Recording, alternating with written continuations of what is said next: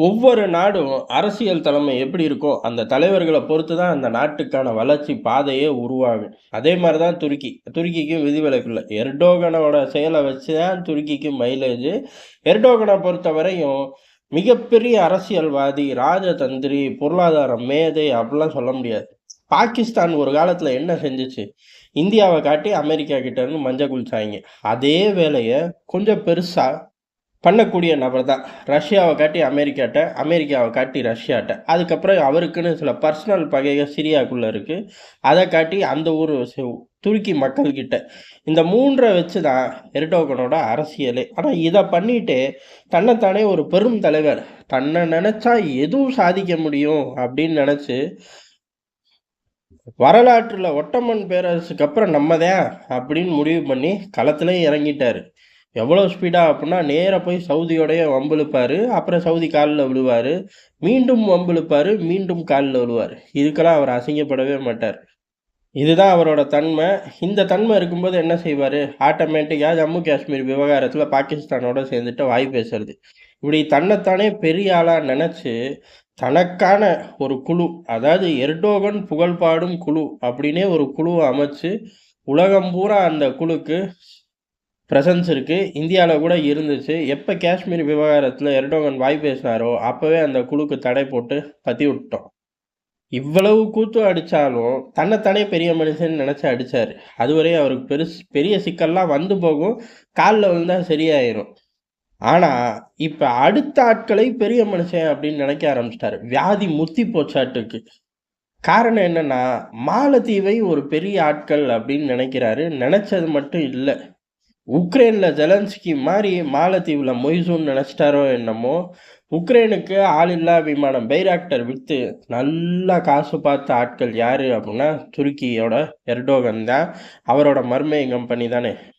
அங்க வித்துப்புட்டு உக்ரைனுக்கு உதவி செஞ்ச மாரியும் லேபிள் ஒட்டுறது, அதே மாரி ஊரெல்லாம் ஆயுத சந்தையில நான் தான் அடுத்த பெரிய பிளேயர் அப்படின்னு சொல்லி அதையும் போஸ்ட் ஒட்டுறது. இந்த 2 வேலையும் பக்காவா பண்ணாரு.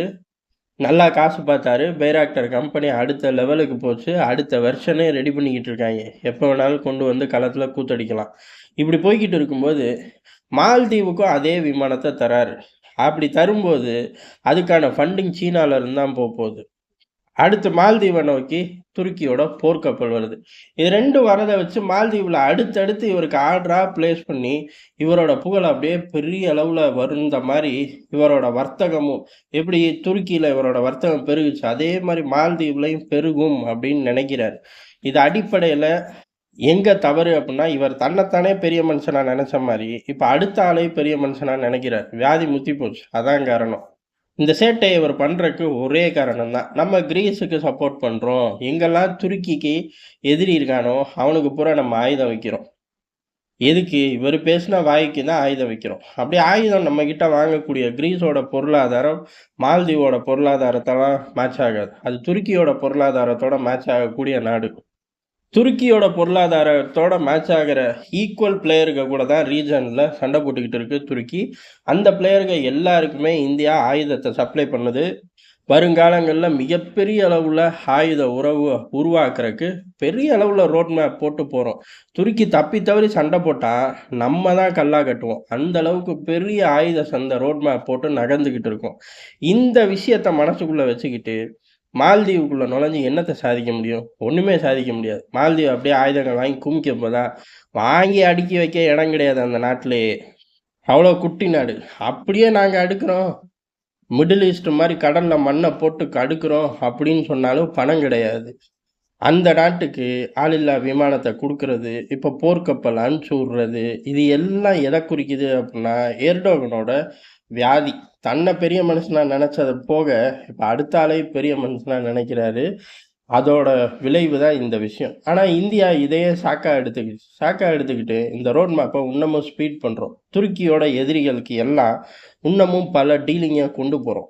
துருக்கியோட கெட்ட நேரம், எர்டோகனோட கெட்ட நேரம் உள்நாட்டு தயாரிப்ப அதிகப்படுத்திக்கிட்டு இருக்க காலகட்டம் இந்தியால இது. அதுலயும் குறிப்பா ஆயுத சந்தையில கணிசமான சதவீதத்த புடிச்சிறணும் அப்படின்னு போராடக்கூடிய நேரம் இது. இந்த மாரி சான்ஸ் எல்லாம் சும்மா விடுவோமா? அந்த பக்கம் இனிமே நம்மளோட வெப்பன் சேல்ஸ் இன்கிரீஸ் ஆகும். பிரம்மோஸ் மிசைலோட சேல்ஸ் இன்கிரீஸ் ஆகும். இந்த மாரி பல விஷயங்கள் இன்கிரீஸ் ஆகும்.